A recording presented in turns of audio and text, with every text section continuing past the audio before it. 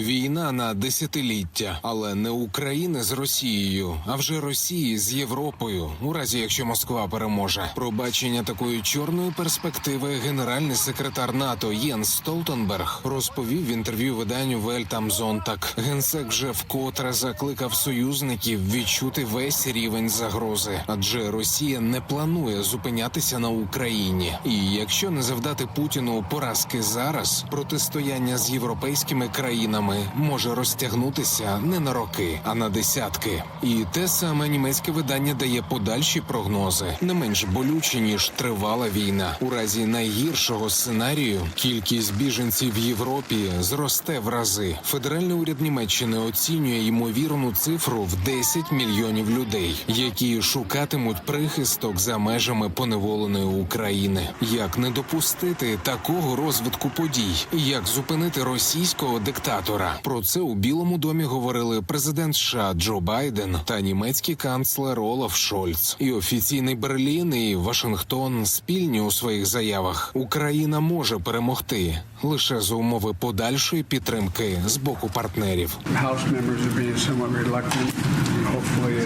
Конгрес має ухвалити безпековий пакет вже зараз. Члени нашої палати представників поки не досить охочі. Сподіваюся, що це просто політика, ніж реальність. Зокрема, фінансування для України, щоб допомогти їй продовжувати боротьбу проти жорстокої агресії Росії. Але я хочу ще раз подякувати вам, канцлере, за ваше лідерство і хоробрість, за те, що ви спромоглися зробити те, що вважалося неможливим.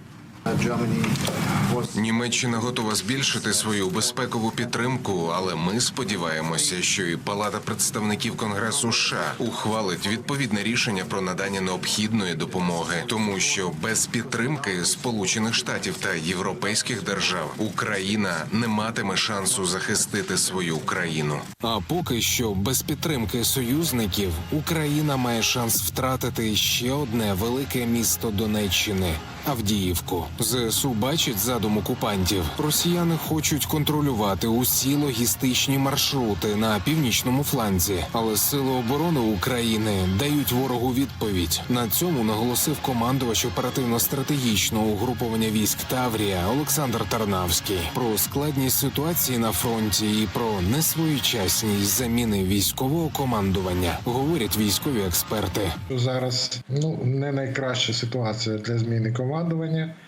Ворог наступає на всіх ділянках, на деяких ділянках, так м'яко кажучи, дуже гаряче, дуже небезпечно. Є реальна загроза оточення сил Авдіївського гарнізону.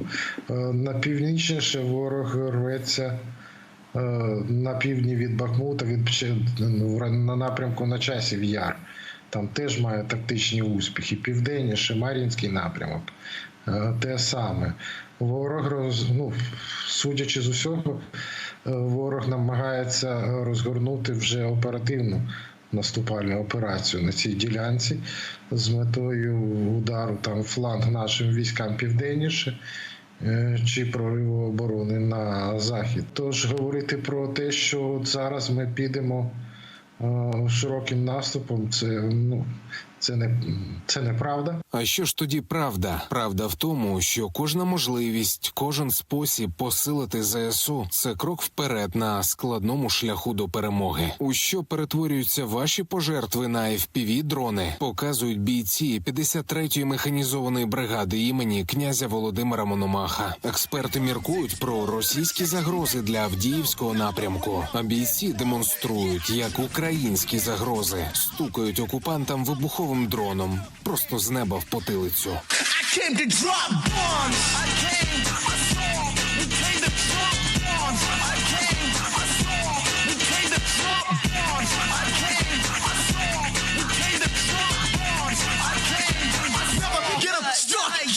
Олексій Пасак, 5 канал.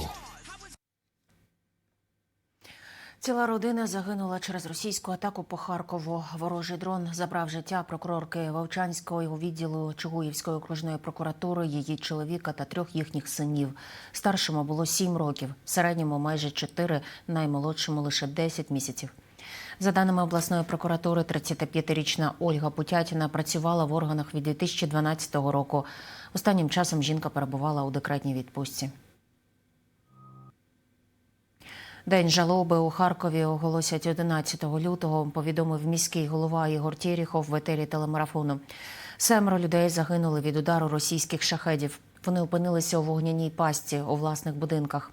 Безпілотники поцілили у нафтобазу. Через вибух стався витік та загоряння пального, яке підпалило сусідню із підприємством вулицю. Майже одночасно там спалахнули 15 будинків. Оксана Нечипоренко продовжить. Як там кажуть, хоум, світ хоум. Дійсно світ. Солоденький. У цій хаті Володимир Лагутін разом із дружиною прожив 4 десятки років. Після пожежі лишилися самі стіни, які важко розпізнати. Ось тут. Навіть вже і не згадаюся. Прихожа. А оце пристройка. І отам десь ванна. Володимира з дружиною врятували сусіди. Вони почали грюкати у фіртку, кричати, аби тікали. Отут забор у нас був. І отак грохот був такий, що моя дружина сказала, треба тікати. А я ж, типу, тут що, там же бахнуло, не у нас. Виглянув на віконце, вийшов сюди, відкрив калітку, а тут все горить. Через калітку пройти не можна, це вже. Шахеди росіяни запустили по місту близько 11-ї ночі. 3 безпілотники з більш ніж десятка запущених росіянами не вдалося збити. Вони атакували підприємство. Через вибух ємностей стався витік пального на сусідню вулицю. За наявною інформацією, в цій нафтобазі зберігалося близько 3800 тонн пального. Фактично вся вулиця перетворилася на пекельну розплавлену масу, тому що паливо змішалося з снігом і почало горіти. Через це сталося займання будинків, які знаходилися вздовж цієї вулиці. Одночасно на вулиці спалахнули 15 будинків. Вогняна лава котилася вулицею, затікала у подвір'я, підпалювала автівки. Рятувальники 4 години намагалися впоратися із вогнем.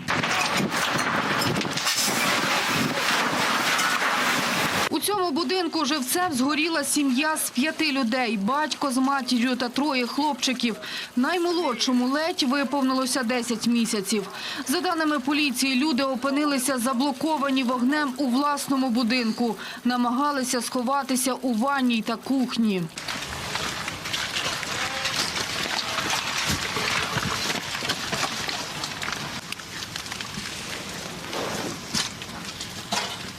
Они убежала вот туда на зод, и сразу загорелся, не смотрели. В ванной сидели. Себе не топливо. А он, видно, муж, видно, хотел выйти в коридор, потому что в коридоре нашли. Ще одне подружжя виявили мертвим у будинку. 65-річну жінку та 66-річного чоловіка, який був прикутий до ліжка. Усі тіла через їхній стан будуть впізнавати за ДНК. Просто з осередків полум'я пожежникам вдалося врятувати 4 людей, серед яких дитина та ще близько півсотні евакуйованих. У нас наразі відселено біля 50 людей, оскільки ще зберігається небезпека витоку повторного палива. Один резервуар ще повністю заповнений там паливом. В одній зі шкіл міста влада відкрила штаб збору та видачі гуманітарної допомоги, адже усі врятовані лишилися ні з чим. Найбільше зараз потрібні будівельні матеріали, одяг та засоби гігієни. Оксана Нечипоренко, Антон Авіжас, Харків, 5 канал.